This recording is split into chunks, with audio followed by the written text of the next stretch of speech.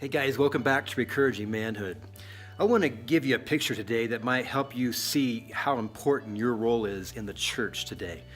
I want you to think about how you've seen, like in the locker room, when the coach is giving his spiel to the team, encouraging them to get ready, pumping them up with instruction and challenging them to go out and do their best. Or maybe it's like the captain there with all his police officers, debriefing them to get them ready to go out and on their beats and hit the street. I want you to picture all this effort that goes in the locker room or there in the police room, and then they all go out and they all do nothing. They just go out and eat donuts, go drink some coffee, go sit down, and nothing happens. The coach might have had a great, powerful a speech in the locker room. The sergeant may have given a really important instruction on all the bad guys that were in the area and how important it was to go out and get them and be aware of them. But if the actual people on the street, the players on the field, never go, then nothing ever gets accomplished. It was a great sermon, but nothing ever actually happened. One of the challenges that we have today is that we have some incredible men of God who are able to bring you His Word in a very persuasive and wonderfully polished way on Sunday morning.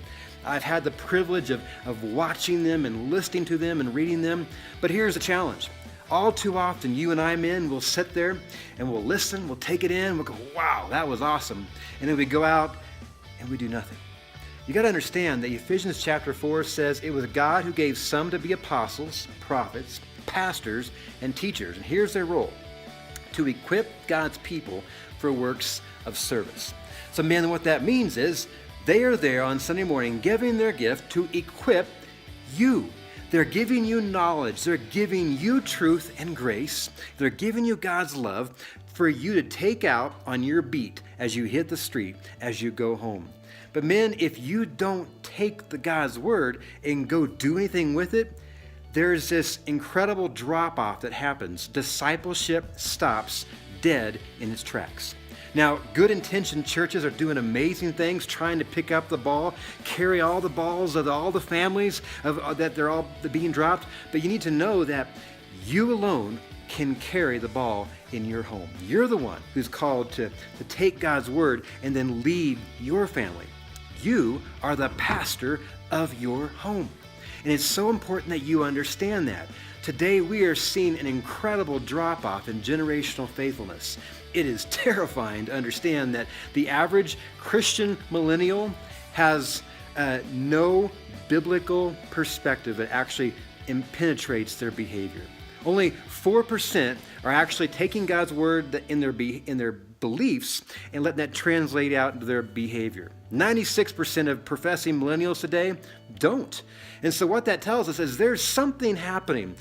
Even if we've got great sermons happening on Sunday morning, great speeches being given by coaches, but if the players aren't going out and playing the game, the ball is being dropped.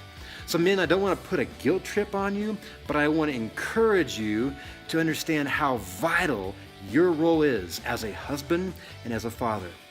Men, it's going to take courage. There is generational yardage that has been lost. For generations now, we've been being pushed back and back, and now it's important that you and I actually take the ball and run.